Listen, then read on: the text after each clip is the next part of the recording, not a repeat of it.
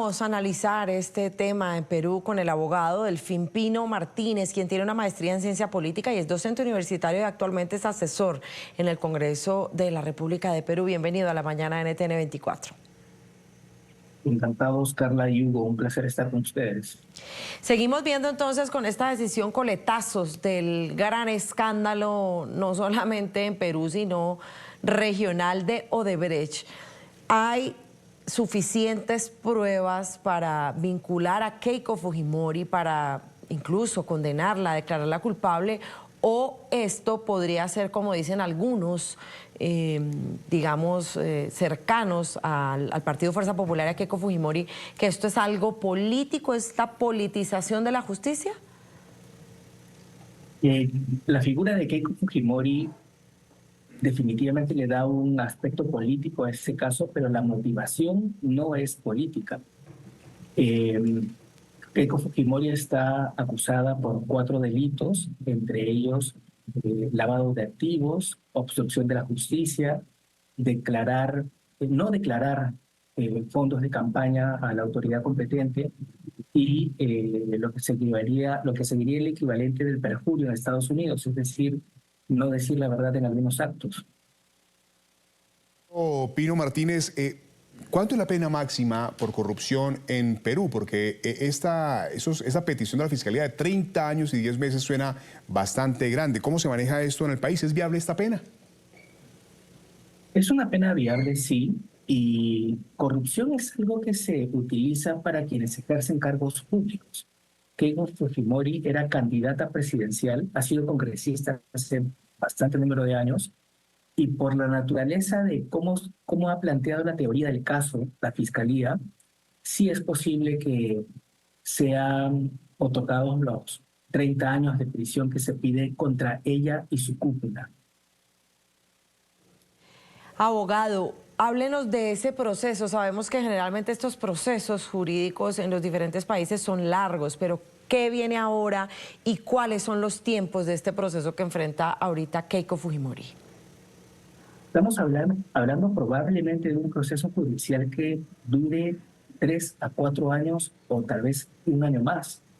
Estamos en la última etapa de lo que son los procesos penales en el Perú, que empiezan con una investigación a cargo del Ministerio Público, hay una etapa intermedia de control y luego empieza la etapa más importante que se llama juicio oral, a lo que hemos asistido en esta semana y días anteriores es a la instalación del juicio oral.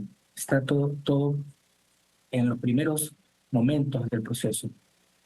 Abogado, este caso y esta petición de la Fiscalía podría sonar como un caso ejemplar para los que siguen dentro de este proceso, porque hay muchos altos funcionarios y expresidentes que siguen envueltos en este caso Odebrecht, así que eso es como un campanazo de alerta de que vendrán por más.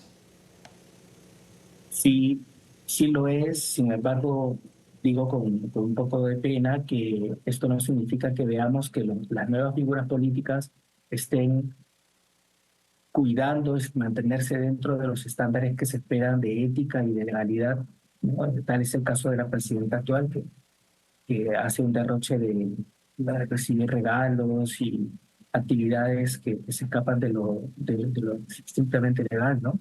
Entonces, eso a mí me da mucha pena decirlo, los políticos no parecen aprender lo que ha pasado con sus antecesores.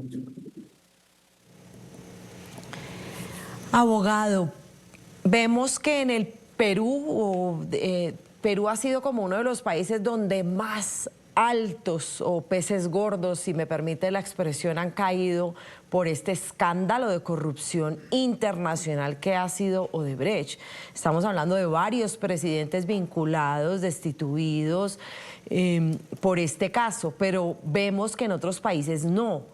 En otros países, otros presidentes han estado vinculados con esta red internacional de sobornos que significó esta multinacional brasilera, y en otros países, por ejemplo, como Colombia, no vemos ese mismo resultado. ¿A qué se debe que en otros países no se tenga como la contundencia, al menos para vincular a los peces gordos de este entramado? No podría responder respecto a otros países, pero en el Perú han habido jueces que han tenido la valentía de aplicar medidas que son provisionales para evitar que estas figuras políticas en el Perú o utilicen sus posiciones políticas para obstruir la justicia o para que puedan escapar de ella. Porque no tenemos todavía una figura política peruana que esté sentenciada.